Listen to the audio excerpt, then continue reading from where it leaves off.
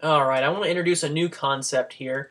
When you have a balanced equation, a process where we can get mole-to-mole conversion factors and ratios using a process called stoichiometry.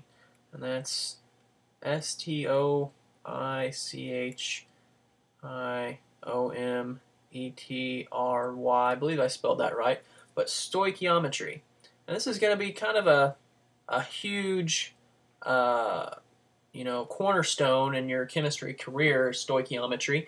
And basically, what it's saying, or what stoichiometry means, is it's just an understanding that whenever you have a balanced equation, this right here is a balanced equation, balanced equation. And when you have a balanced equation, it means that any of these factors or these compounds in this equation are interchangeable with one another. And what I mean by that is that you can make true statements like for every 6 carbon dioxide right here, for every 6 carbon dioxide, there is 1 glucose molecule. This is a glucose right here. So I can write these out in conversion factors, right? In a conversion factor.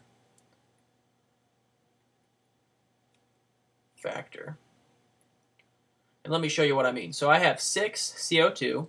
I know for every 6 CO2, I have 1 glucose molecule, right? Because there's really an imaginary understood 1 right there. So I have 1, let me draw my line there a little bit better. 1 glucose molecule. I have 1 glucose. And you don't have to draw the 1, I'm just drawing it to illustrate the point, H12O6. So this is a true statement, right? This means that if I have 6 CO2, that I automatically have 1 glucose, C6H12O6. And I can write it both ways. This is the same as, if I say 1C6H12O6, O6, that's the same as 6 CO2. And this is really kind of, the same type of conversion factor as you would use for like a molar mass. Take hydrogen, for example. Let me pull up just a quick version of the periodic table here. Hydrogen, its molar mass is we could say 1.008, round that 9. And it's 1.008 grams of hydrogen for every 1 mole of hydrogen. It's the same concept as that right here, only instead of using the periodic table to get our conversion factor for that, we're using this balanced equation. So let me get rid of that there and make more room and go on to illustrate my point here. So we have 6 CO2 for every 1 glucose molecule. If we take and have 3 CO2, this is an even ratio. So if I only have half as much CO2, half as much CO2, I'm going to only have half as much glucose, right? So if I have 3 CO2, I'm only going to have half a glucose. Half a mole of glucose. That's a 12O6, right? So these are even ratios, right? And I can do it for anything in this equation. I can say that for every 6, let me change colors, for every 6 CO2, I have 6 H2O. 6 H2O, right? And if I change that 6, if I say, well, I've only got 3 CO2, based off this equation, how many H2Os do I have? Well, you're cutting that down by half, so if you only have 3 CO2, I have to cut this down by half, so I've only got 3 H2O. Right? These are just true statements in here, and you can do it on both sides of the arrow here. So I can say I've got that for every let's do H2O. I've got 6 H2O. For every 6 H2O, there are 6 O2, right? And I can write it both ways. For every 6 O2, I've got 6 H2O. Or I can say for every 6 H2O, every 6 H2O, I have one glucose molecule, C6H12O6. You know, and I can write it both ways. I have, for every one glucose molecule, I have 6 H2O. These are just true statements based off this balance equation. So if I say, you know, I have, you know, let me work out a problem even now. If I say I've got, you know, let me separate this here. Actually, let me just clear out some space here. So we understand that these are all just true statements of one another, and I'll leave this top one up here. Make some room right here. If I say, let's just take the ratio here of 6 CO2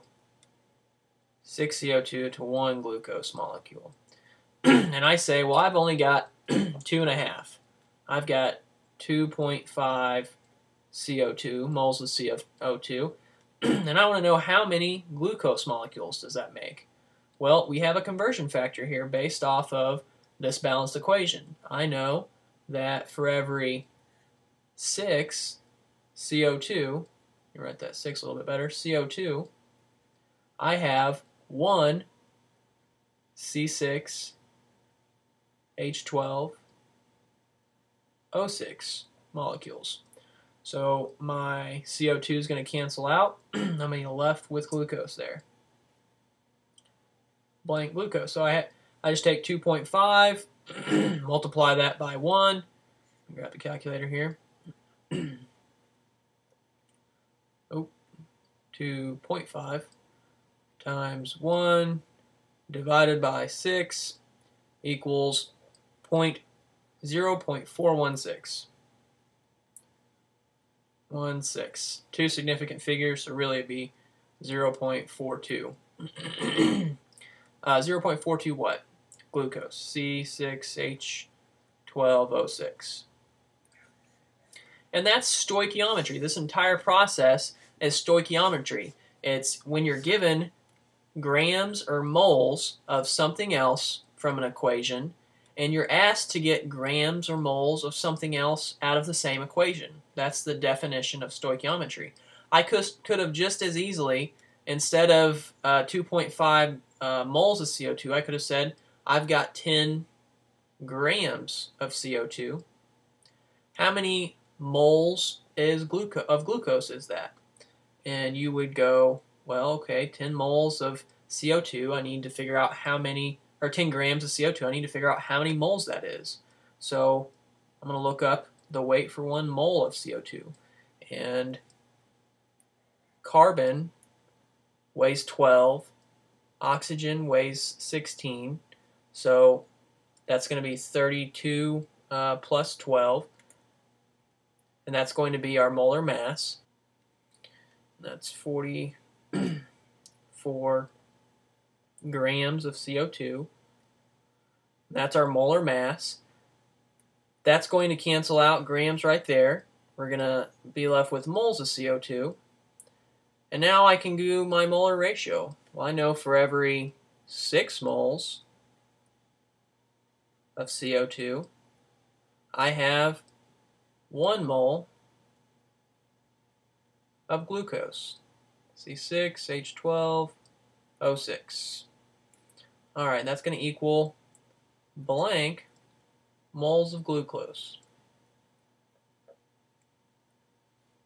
Because moles of CO2 are going to cancel out. We're going to be left with moles of glucose there. I wrote it sloppy, but you get the point. So now all we do is grab the calculator again.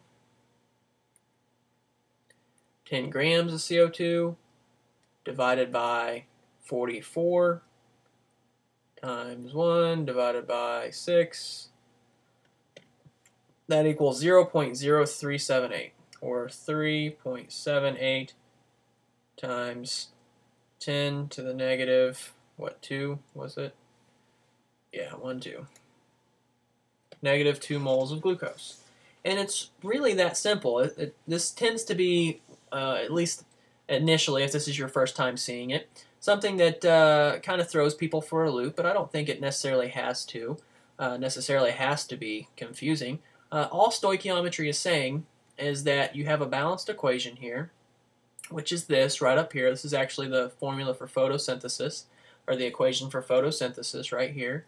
And if I give you moles or grams of anything in this compound, in this formula, you can use an even ratio based off the numbers in this equation to make a ratio, a mole-to-mole ratio, to figure out what it is. So that's all stoichiometry is. So it doesn't have to be necessarily so intimidating. Anyway, I'm going to be doing some problems using stoichiometry in the next video or two. I hope that wasn't too confusing. Thanks for watching.